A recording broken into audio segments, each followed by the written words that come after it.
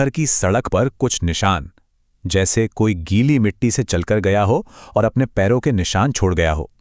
जरा इमेजिन कीजिए, एक ऐसा शहर जहां रात होते ही खून जमा देने वाली ठंडक छा जाती है, और ये रहस्यमयी गीली मिट्टी के निशान एक बेहद खौफनाक दास्तान बयां करते हैं। खैर, आज के इस एक्सप्लेनर में हम एक ऐसे ही 100 साल पुराने रोंगटे खड़े कर देने वाले रहस्य से पर्दा उठाने वाले हैं। स्पेन के एक छोटे से शहर सांता लूसिया की एक बेहद डरावनी और अनसुलझी घटना की आज हम पढ़ते खोलेंगे। इसे the legend of the corps bride यानी मुर्दा दुल्हन की कहानी कहा जाता है। हम गहराई से जानेंगे कि आखिर 19 साल के मैटियो गुएरेरो के साथ ऐसा क्या हुआ जिसने सबको दहला कर रख दिया। तो चलिए शुरू करते हैं। भाग 1, the silent city, Santa Lucia. देखिए, सांता लूसिया के दिन और रात में ना जमीन आसमान का फर्क है। दिन के वक्त ये जगह किसी खूबसूरत पोस्टकार्ड जैसी लगती है, बिल्कुल सफेद दीवारों वाले घर, प्यारी सी छोटी छोटी गलियां। लेकिन जैसे ही रात होती है सब कुछ बदल जाता है। हवा में एक अजीब सी जमा देने वाली ठंडक घुल जाती है, सड़कें पूरी तरह वीरान हो जाती हैं और एक भयानक खामोशी छा जाती है। इसी सन्नाटे से भरे शहर में मैड्रिड से एक लड़का आता है। ये कहानी है मैटियो की, 19 साल का एक आर्किटेक्चर स्टूडेंट। इसका सांता लूसिया आने का मकसद बहुत ही सीधा था, रिसर्च। वो प्राचीन चर्च और 100 साल पुराने घरों पर स्टडी करने आया था। लेकिन यही रिसर्च उसे एक शाम शहर के उस पुराने बिल्कुल सुनसान कब्रिस्तान तक ले गई, जो चर्च से ही लगा हुआ था। और यहीं से शुरू होता है भाग 2, दैट सिमेट्रीज सीक्रेट, यानी उस कब्रिस्तान का रहस्य। तो उस कब्रिस्तान में ना कब्रों के ठीक बीचों बीच एक टूटा हुआ वेडिंग आर्च खड़ा था। मतलब सोचिए, एक कब्रिस्तान के अंदर शादी का मंडप। अजीब है ना? उस ढांचे पर कुछ सूखे हुए फूल लटक रहे थे। लेकिन सबसे ज्यादा परेशान करने वाली बात थी उस आर्च के ठीक नीचे की मिट्टी। वहां की मिट्टी का रंग बाकी जगह की मिट्टी से कहीं ज्यादा काला और गीला था। मैटियो ने उस वक्त इस बात पर कुछ खास ध्यान नहीं दिया और यही उसकी सबसे बड़ी गलती साबित हुई। पहली 2 रातों में जो हुआ वो सच में रोंगटे खड़े करने वाला था। पहली रात मैटियो को अपने गेस्ट हाउस के बाहर कपड़ों की हल्की घिसावट जैसी कदमों की आवाज सुनाई देती है। जब वो खिड़की से बाहर देखता है तो पूरी तरह से खाली गली में उसे एक सफेद सी परछाई नजर आती है। ऐसा लगा जैसे किसी ने लंबा सफेद गाउन पहना हो, और पलक झपकते ही वो परछाई गायब। फिर अगली रात जब वो खिड़की खोलता है तो एक बेहद ठंडी हवा अंदर आती है और नीचे सड़क पर गीली मिट्टी के पैरों के निशान दिखाई देते हैं, जो सीधे उसी पुराने कब्रिस्तान की तरफ जा रहे थे। वो निशानों का पीछा करते हुए रात के ठीक 2 बजे कब्रिस्तान पहुंच गया। आर्च के नीचे वही औरत खड़ी थी। उसका सफेद वेडिंग गाउन बहुत पुराना लग रहा था।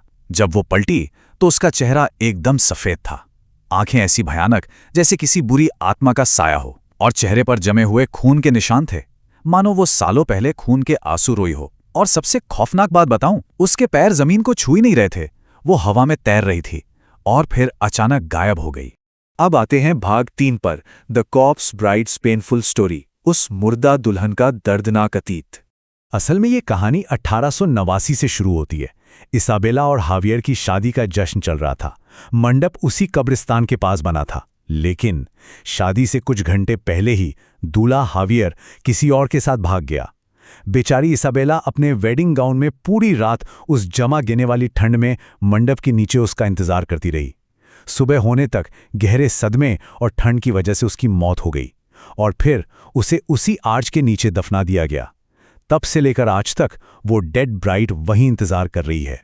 अब सवाल ये उठता है कि सालों से जो आत्मा सिर्फ उस कब्रिस्तान में ही नजर आती थी, उसने अचानक वो जगह क्यों छोड़ी?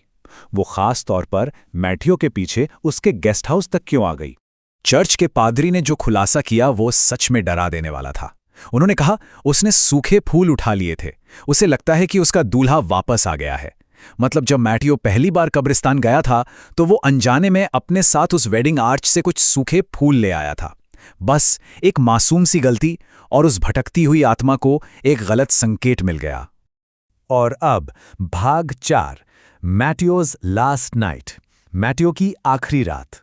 कमरे के बाहर से कदमों की आवाज आने लगी और अचानक हवा में गीली मिट्टी और पुराने सड़े हुए फूलों की एक अजीब सी बदबू फैल जाती है।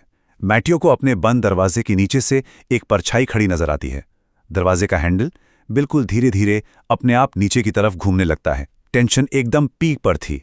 और फिर दरवाज़ा एकदम से एक जोरदार झटके के साथ खुलता है। मैट्यू चीख पड़ता है, लेकिन सामने कोई नहीं होता। पर यह राहत सिर्फ कुछ ही सेकंड की थी।